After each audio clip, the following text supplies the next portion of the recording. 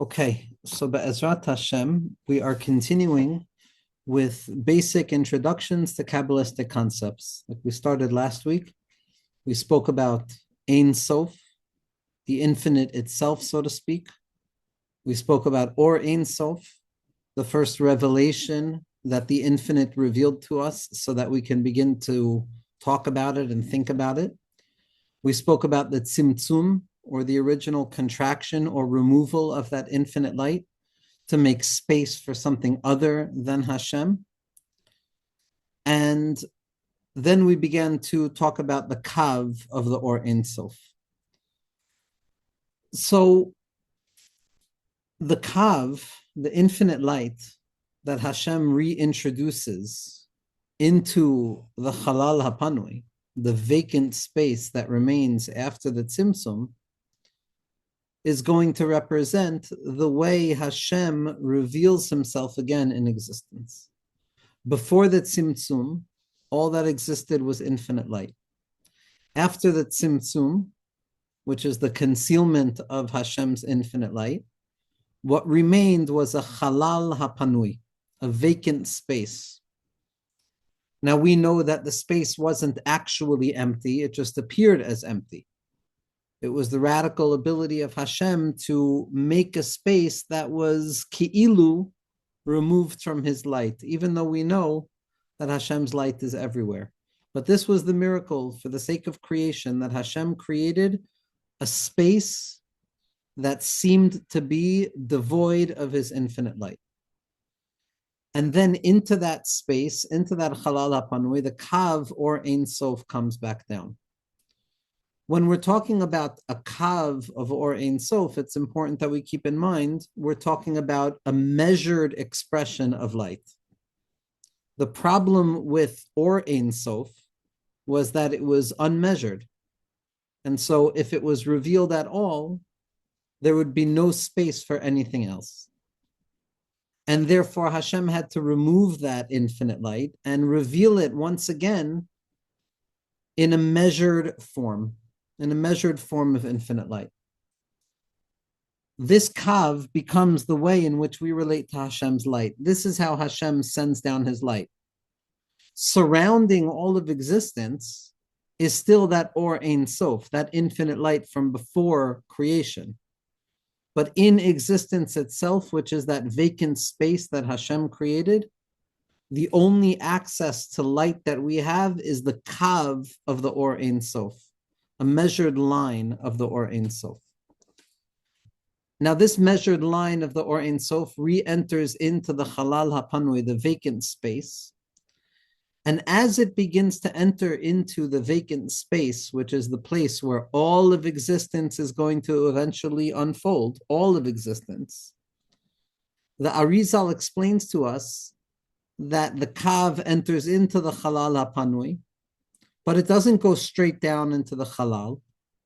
It begins to encircle itself around the halal in concentric circles. One circle, and then another circle on the inside, and then another circle, until we have 10 circles. The reason that when the Kav or Ein Sof entered back into the Halal Hapanui, began to form in a circle, is because the Tsimsum is in the shape of a circle. The space that Hashem made by removing his infinite light was a circle. Because a circle is the most equal shape. Every point that you look at from a circle is equal to the center point. Masha'en kain, that's not the case with a square or a triangle, where there are corners and different points of reference. A circle is the most basic unified shape where all points are equal. And in order to make the Tsimsum real, Hashem needed to remove the light in equal measure. And so when Hashem returns his light back into the Halal Hapanui, it picks up again on those original traces, which are the circles. This stage is referred to as Igulim. Igulim, the circles. that the first way that Hashem reveals himself in existence as the creator of the world is by way of a circular shape. A circle represents unity. A circle represents where everything is the same. There's no top, middle, or bottom. There's just going around and around. Everything is equal. All things are the same. It represents equality, but it also represents immaturity. Because when things are at their very basic level, on the most basic ingredients of themselves, the domem, someach, chaim, medaber, inanimate objects, vegetation, animals, as well as human beings, if we were to get to the core, they would all be made up of the same material, eish, ruach, mayim, and afar, fire, dust, water, and air, the most basic principles of existence. So at the most basic form of something, at its most immature stage, everything appears to be equal. The first way in which Hashem reveals himself into existence is where he's equal to everything. There's no Torah yet. It's Bria, Teva, Mitziut itself. Creation is equal.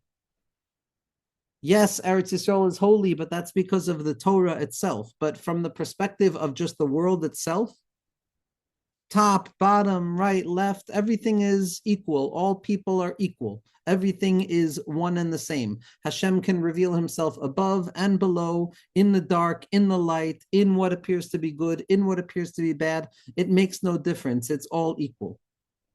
So this first stage of Hashem's revelation is referred to as Igulim, because that means that the first way that Hashem reveals himself is without distinction, without separation, without differentiation, but rather equality. That's the first stage of Igulim. And the Arizal points out that that's why in the Zohar, when we talk about the Svirot, when we talk about the ways in which Hashem reveals himself, sometimes the Zohar implies that they're circles within themselves, and sometimes the Zohar describes it as straight lines. And the Arizal says both are true, because the first stage of Bria, which we're discussing right now, when the Kav comes down into the Halal, that's when it's Igulim, where it's all equal, but it's still an immature phase. And then within the inner circle, there comes another way of Hashem revealing himself, which is called yoshar, straight, in the shape of lines. So when the Kav comes into the Halal, first it becomes circles in circles in circles in circles. And then in the innermost circle, so to speak, then it begins to express itself in a straight line. The straight line, which is the secondary stage of Hashem's revelation, is much more mature. There's a top, there's a middle, and there's a bottom. There's higher and there's lower, which means that there's giving and there's receiving, which means that there's balancing. There's levels of growth and there's levels of descent. Now, even though the Igulim represent all-encompassing unity and the Teva Ha'olam, where everything is one and the same, the deeper way in which Hashem wants to reveal himself is going to be the level of yoshar, straight, because Hashem wants this world to be a place of bechira, of choosing. And on the level of the Igulim, on the all equal nature of existence and science and mathematics, and the Teva Ha'olam,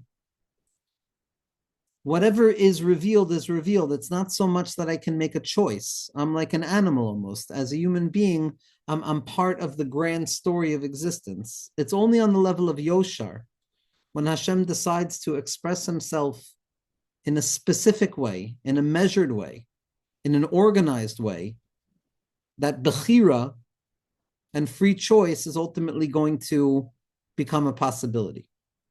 Any questions so far on what we're talking about, Chevra? So we have, for a quick review, because we always want to be able to keep the entire map in our minds.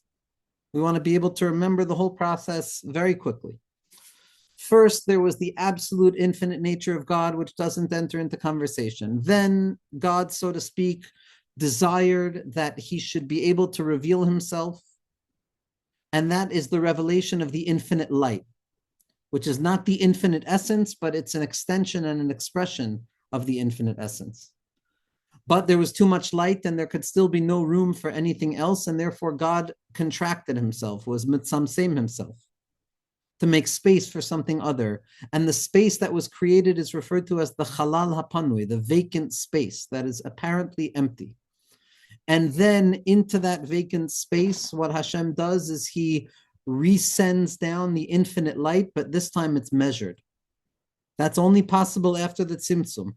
Rabbi, what's the difference? What's the difference between Tsimsum and the last thing you said after or in Sof? It came. You the first time you told it as Tsimsum. Now you're telling it's something like. I just want to understand the difference between both Meaning of them. between the Kav coming back in? Yeah. No, before the Kav coming in. First, there was the essence of God, so to speak, which we don't have conversation about. Yeah, then that's in Sof. That's in Sof.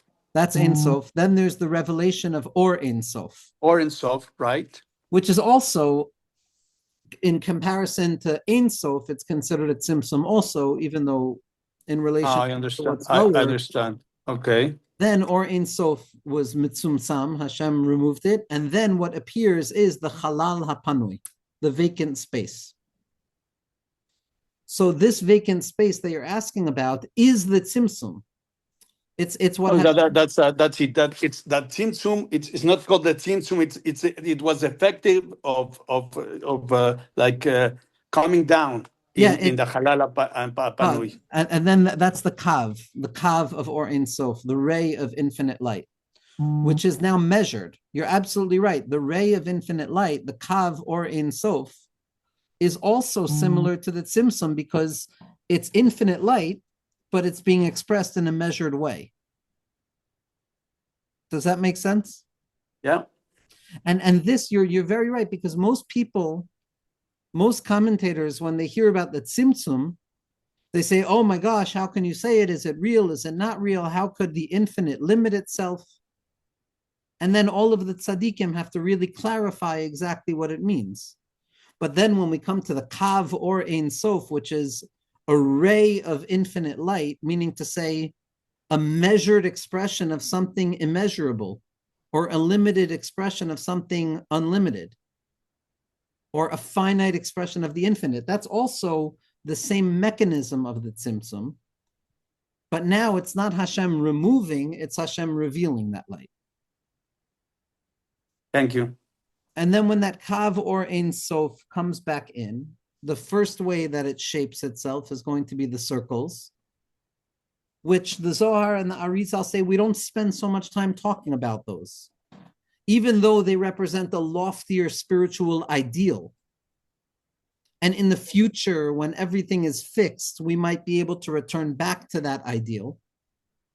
For the time being, it's still considered an immature stage of the development of existence because it doesn't take into consideration difference. It's all equal. And after that comes the yoshar, comes the straight lines,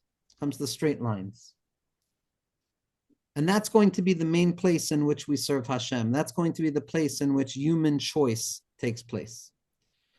So now I want to pause and make a very important introduction, because now, based on where we're up to, we're beginning to enter into the place in which Hashem's infinite light has re-entered into the space, and now the worlds are going to begin to be created. The olamot. This vacant space with the ray of light that comes back in and the circles and the straight line is ultimately all preparing us for the beginning of the revelation of worlds. Olamot. Olam, a world, comes from the language of he'elem, concealment. Olam and he'elem mean the same thing. that the more Hashem hides himself, the more existence can be revealed. The more Hashem reveals himself, the less existence can be revealed. In the beginning, there was too much revelation of godliness and no revelation of existence. So there had to be a concealment of godliness, which is the revelation of existence. And then once existence exists, we can't have the full light come back in because then it would be nullified again. So it comes down by way of measure. All of those setup stages are now there so that we can begin to see how actual worlds are unfolding. Because what Hashem wants is a world. Hashem created the world for whatever reason, because he wants our avodas Hashem. He wants us as human beings who have the ability to choose from a place of distance to believe in him, to serve him, to learn his Torah, to do his mitzvos, to practice his ways, to imitate his ways, and to illuminate the darkness. That's the biggest revelation of Kavod Hashem. Because Kavod, true honor, comes about specifically in places where it was hidden a moment before. So all of these contractions and concealments of Hashem's infinite light have all brought us to this place where now the worlds can be revealed. Right? Because that's what Hashem wants. Hashem wants the worlds to be revealed. And the worlds cannot exist if the infinite light of Hashem is ready and available. But at the same point, the infinite light of Hashem is everywhere. And so the Tsimsum and the Kav and the Igulim are all the answer to the question of how does the infinite light of Hashem make space for finite worlds where the infinite light is still going to be there and the worlds are still going to exist. And the answer to that is all of these concealments, these Tsimsumim. Every level of revelation is another Tsimsum. Does that make sense, Chevra? And so when we talk about the worlds, Kabbalah speaks about 5 worlds. And what Kabbalah is really speaking about is how all of these worlds represent really one structure. They're not 5 different worlds that are separate from each other, but rather they are 5 worlds that operate together so that through all of these worlds, we can see Hashem in existence. The first world that Hashem reveals, the first thing that Hashem reveals inside the Chalal HaPanui after the circles and the lines is something called the world of Adam Kadmon. Adam Kadmon, primordial man. Now, the world of Adam Kadmon does not mean that it is associated with any particular person, God forbid, or any particular type of identity. It just means that because Hashem wants us to understand him, and Hashem wants us to be able to relate to him, which is why he created the world, we need to have a point of reference. Because without a point of reference, then a finite creature would never be able to connect to the infinite. And so how is it that there's going to be a point of reference or an interface where finite creation can relate to the infinite? And the way that the tzaddikim describe it is Hashem reveals himself to us in the shape of a human being.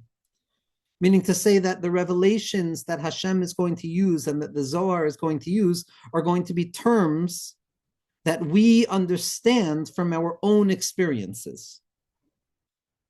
So that when the Torah says that Hashem speaks or Hashem sees or Hashem has hands or Hashem has this or that, obviously the infinite light of God has none of those things. And it would be totally heretical and foreign for us to claim that there's actual limitation.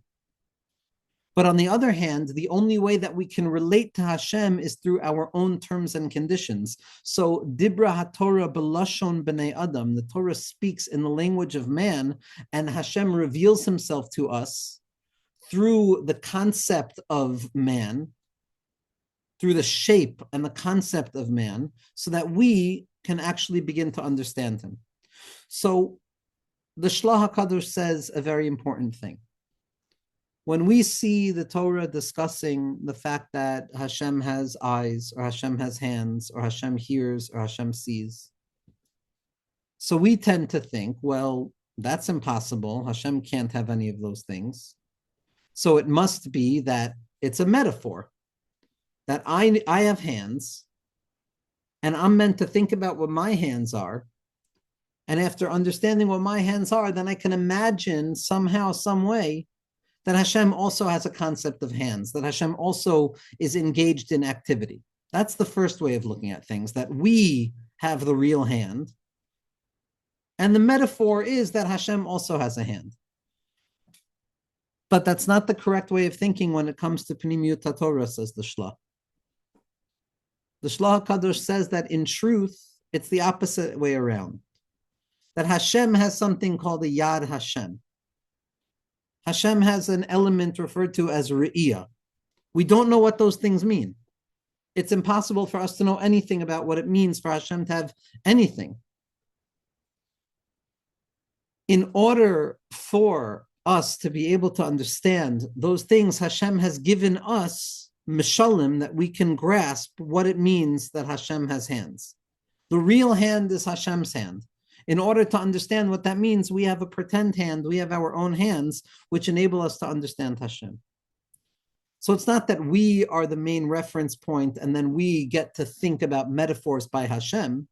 Hashem is the main reference point and we get to think about metaphors through us.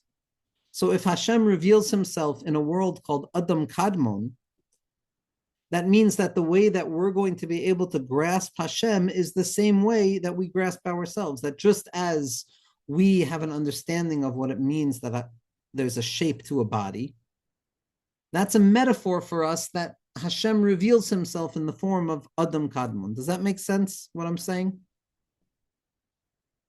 It's a very delicate intervention because we're going to begin now to speak about levels. We're going to now begin to speak about worlds and parts and configurations and svirot. But at the same point, we know that it is absolutely forbidden for us to ever claim that there's any difference or separation or parts or complications when it comes to the absolute unity of God. And so what we're going to have to always remember is that even though we're talking about these ways in which Hashem reveals himself, and they're real ways in which Hashem reveals himself, nevertheless, it's just to enable us to try and grasp it, but it always returns back to absolute unity. Always. And so the first world is Adam Kadmon. Adam Kadmon is the most unified of all worlds. It contains everything in and of itself. There's no differentiation there. It's completely unified in all matters of unity. It's not subject to human effort. It's not subject to deficiency. The light in the world of Adam Kadmon, the inner light in the world of Adam Kadmon, is a light of Mesof HaOlam Ad Sofo. It is the illumination of the infinite light that saturates all things. That's the first world of Adam Kadmon. We don't have much access to that world. Then there are 4 worlds that come to serve as garments around the world of Adam Kadmon. And let's think about what a garment is in terms of what we've been talking about.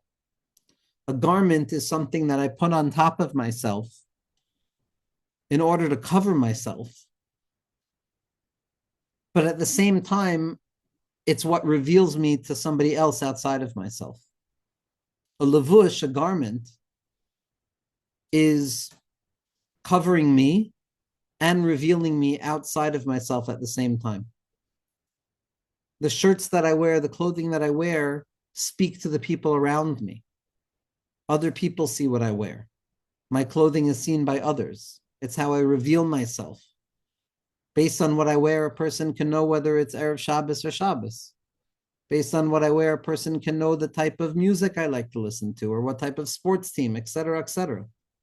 But at the same point, it's covering me and it's keeping me private. So a garment is always doing two things at the same time. It's covering and revealing. It's hiding and showing at the same time. And that's how it's going to work with all of the worlds as well. Each and every world is a garment to the world inside of it, which means that it hides the light of the previous world and it also reveals the light of the previous world, very much like the Tsimsum. So the light of Adam Kadmon is the loftiest light. It is not a light that we have access to. And therefore, there were 4 worlds that engarb it, that become the levush, the garment of that. And those worlds are Azlius, Beriah-Yetzirah, and Asiyah. And this is all we're going to cover today, these 5 worlds. That there's the world of Adam Kadmon, which when you see in Svarim, in Hasidish Svarim, in the writings of the Vilna Gaon, the world of Adam Kadmon is a light that we don't have access to. It's an innermost light that is the source of all things. It's where Hashem reveals his light. And it's Roin Misoif HaOlam Ad Sofo. It's the light of Yediyah. It's the light of foreknowledge, where it's fundamentally clear that Hashem is here, Hashem is there, Hashem is truly everywhere. It's the light of Einoin Milvado. But because that light's so lofty and it's too much for us to hold, there have to be lower worlds. Those 4 lower worlds are Atzilus, Beriah, Yetzirah, and Asiyah. Going from higher order to lower. The world of Atzilus is the main world that we're trying to connect to. It's a world of Eitzel. It's a world that's close to God. It's not identified with the light of God, but nevertheless, it's not separate from the light of God. The world of Atzilus is a world of complete and utter self-nullification, where the ego is not felt, where a person does not feel differentiation, where there's no blockages, there's no evil, there's no negativity, everything is tov, everything is revealed. And that's the highest world. And then there's 3 lower worlds called Beriah-Yetzirah, and Asiyah. Beriah is the next world, which is already from a language of outside, bar, it's created. It's the world where it's no longer fundamentally good. It's mainly good, but now there's a slow and steady appearance of darkness, of concealment, of vessels, of blockages. It's a very lofty world. It's a world of contemplation. It's a world of tshuva. But it's still a world where now there's already the possibility of difficulty. That's the second world. Then there's the world of Yetzirah, the world of formation, which is a level below the world of Beriah. Here, it's no longer mainly good and a little bit dark. Now it's half-half. Yitzhahara, Yetzer HaTov. It's the world of emotions. It's the world of feelings. It's the world of experiencing life with 2 parts of my heart. And then beneath that, the lowest world, which is where we function, is the world of Asiyah. Something that's already outside, something that's already externalized. And it's at the very bottom of the world of Asiyah that we exist, which is the place for Bechira. Now, these 5 worlds, these 4 worlds, correspond to the Shem of Hashem, to the Shem Havaya. Everything we're going to be discussing corresponds to the Shem of Hashem. The world of Atzilus is the letter Yud. It represents, again, like we said, fundamental goodness, absolute clarity, no bad, no evil, no separation. Even though it's the beginning of existence as we can perhaps understand it, it's still removed from any darkness. And then below that, there's three worlds of separation, Beriah-Yetzirah-Asiyah, which is mainly good and a little bit bad, half good and half bad, and mainly bad and a little bit good. In the slow and steady descent of those worlds of separation, the human being slowly but surely becomes who we are now in a world of difficulty and struggle where we have to serve Hashem. All of these worlds work together. All of these worlds work side by side. What we're going to focus on next week, Be'ezrat Hashem, is what a world is. Today we just spoke about the levels that we're going to be able to identify. There's something called Adam Kadmon. There's something called Azlius. There's something called Beriah, Yetzirah, and Asiyah. Those 5 worlds. What we're going to focus on next week, Be'ezrat Hashem, is what makes a world. What is a world? What does it mean that there's a world? And we're going to introduce the concept of Sfirot, the 10 kochot through which Hashem reveals himself. And not only that, we're then going to, with the basic understanding of what the Sfirot are, we're going to understand how those parts create units, which are called partsufim, which is already the basis of what the Arizal is giving us. And we'll move forward into bringing this down, l'uvda ulamaisa, so that we begin to be very well aware of what we're talking about, Be'ezras Hashem.